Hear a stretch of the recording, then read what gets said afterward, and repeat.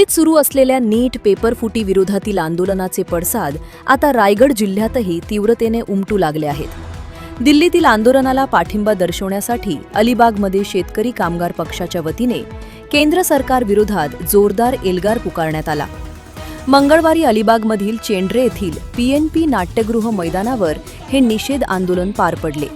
शेकाप प्रवक्त्या चित्रलेखा पाटील यांच्या नेतृत्वाखाली झालेल्या या आंदोलनात विद्यार्थी, तरुण-तरुणी, विविध सामाजिक संस्था आणि संघटनांचे पदाधिकारी मोठ्या संख्येने स्वयंस्फूर्तीने सहभागी झाले होते। दिल्लीतील जंतर मंतर येथे नीट परीक्षेतील गैरप्रकारांविरोधात आंदोलन करणाऱ्या विद्यार्थ्यांवर झालेल्या लाठी हल्ल्याचा शेकापने तीव्र शब्दात निषेध केला। तसेच सोनम वांगचुक, अभिजित दिपके आणि आंदोलक युवकांच्या पाठीशी खंबीरपणे उभे राहण्याचा निर्धार यावेळी व्यक्त करण्यात आला। यावेळी केंद्र सरकार विरोधात जोरदार घोषणाबाजी करत आंदोलनकर्त्यांनी परिसर दुमदुमून टाकला। केंद्रीय शिक्षण मंत्री धर्मेंद्र प्रधान आणि केंद्रीय गृहमंत्री अमित शहा यांनी नैतिक जबाबदारी स्वीकारून तातडीने राजीनामा द्यावा अशी जोरदार मागणी यावेळी करण्यात आली। विद्यार्थ्यांच्या भविष्याशी खेळ करणाऱ्यांवर कठोर कारवाई करून शिक्षण व्यवस्थेत पारदर्शकता आणावी असा इशाराही शेकापने दिला। या आंदोलनादरम्यान शेकापचे जिल्हा सहचिटणीस ॲडव्होकेट गौतम पाटील यांनी उपस्थितांसमोर संविधानाच्या प्रास्ताविकेचे वाचन केले। लोकशाही मूल्यांचे रक्षण आणि विद्यार्थ्यांच्या न्यायासाठी शेवटपर्यंत लढण्याचा निर्धार यावेळी सर्व उपस्थितांनी केला। या आंदोलनात शेकाप प्रवक्त्या चित्रलेखा पाटील, महिला आघाडी प्रमुख ॲडव्होकेट मानसी म्हात्रे, ॲडव्होकेट गौतम पाटील, अनिल शांताराम पाटील, सुरेश घरत, परेश देशमुख यांच्यासह काँग्रेसचे आकाश राणे, विद्यार्थी संघटना अध्यक्ष वेदांत कंटक आणि विविध क्षेत्रातील प्रमुख पदाधिकारी व नागरिक मोठ्या संख्येने उपस्थित होते।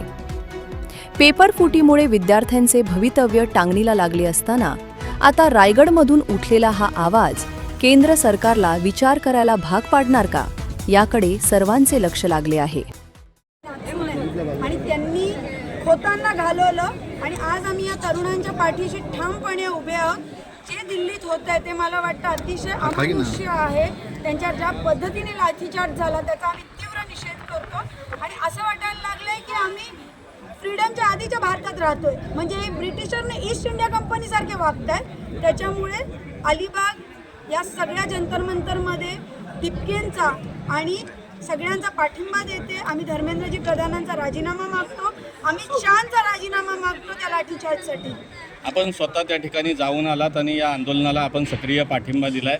एकूणच महाराष्ट्राने देश पातळीवर कशा पद्धतीचं वातावरण आपल्याला पाहायला मिळालंय? नाही, पाठिंबा देणे माझं कर्तव्य आहे पूर्वगामी पक्षाची प्रवक्ती म्हणून, असं मला वाटतं। आणि खरंच वाईट वाटलं, जितके आंदोलक होते तितके पोलीस होते तिकडे आणि ज्या पद्धतीने तिथे वागवलं जात आहे लोकांना, विद्यार्थ्यांना, साधे साधे बिचारे विद्यार्थी मनात होप्स घेऊन येतात आणि त्यांना लाठीचार्ज, टिअर गॅस, युनिफॉर्म, गन्समधले मिलिटरी मॅन, अरे विद्यार्थी आहेत, आपल्या देशाची मुलं आहेत, त्या आतंकवादी आहेत?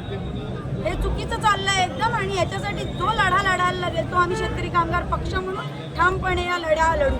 लोकशाहीमध्ये विरोधी पक्षाची भूमिका ही अत्यंत महत्त्वाची मानली जाते, परंतु देशाचे विरोधी पक्षनेते राहुल गांधींना ज्या पद्धतीनं काल आंदोलनादरम्यान वागणूक मिळाली, कसं बघता त्याकडे? सर्वप्रथम तर विरोधी पक्ष नेत्यांच्या, सगळ्या पक्षीय नेत्यांचे मी मनापासून आभार मानते की ते ज्या पद्धतीने या सगळ्या विद्यार्थ्यांच्या पाठीशी उभे राहत आहेत। मग आपण डिंपल यादवांना बघतो विद्यार्थ्यांसोबत, आज काल आपण पाहिलं म्हणजे काय LOP म्हणजे लीडर ऑफ ऑपोजिशन, हे किती मोठं पद आहे। आणि राहुलजींसारखे ज्यांच्या घराण्यांनी देशासाठी 3-3 बलिदान दिलेत, त्यांच्याशी धक्काबुक्की पोलीस करत होते आणि ते संविधानिक पद्धतीने गेलेले। पहिले ते स्पीकरकडे गेले, त्यांनी स्पीकरकडे मागणी केली की हा विषय चर्चेला घ्या। स्पीकरनी चर्चेला विषय घेतला नाही, स्पीकरनी सांगितलं मोदी सांगतील तसं।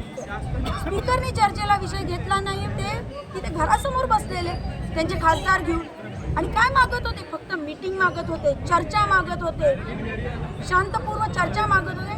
त्यांच्याशी जर अशी वागणूक करतात तर तुम्ही इमॅजिन करा सर्वसामान्य विद्यार्थ्यांची लोक काय करत असतील।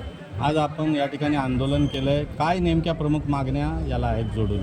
आम्ही हे आंदोलन या ठिकाणी अलिबागच्या भूमीत केलं, रायगडच्या भूमीत केलं, हे सांगायला की अलिबाग तालुक्याचा याला पाठिंबा आहे, शेतकरी कामगार पक्षाचा याला पाठिंबा आहे, टीम चित्रलेखा पाटीलचा याला पाठिंबा आहे, टीम चित्रलेखा पाटील फॉर एन्व्हायरमेंटचा पाठिंबा आहे आणि आमच्या विविध संघटना, विद्यार्थी संघटना असतील, आमची पूर्वगामी युवक संघटना असेल, आमची महिला आघाडी असेल, या सगळ्यांचा पाठिंबा दर्शवण्यासाठी, लढाईची तयारी दाखवण्यासाठी या ठिकाणी आम्ही ही मीटिंग घेतली.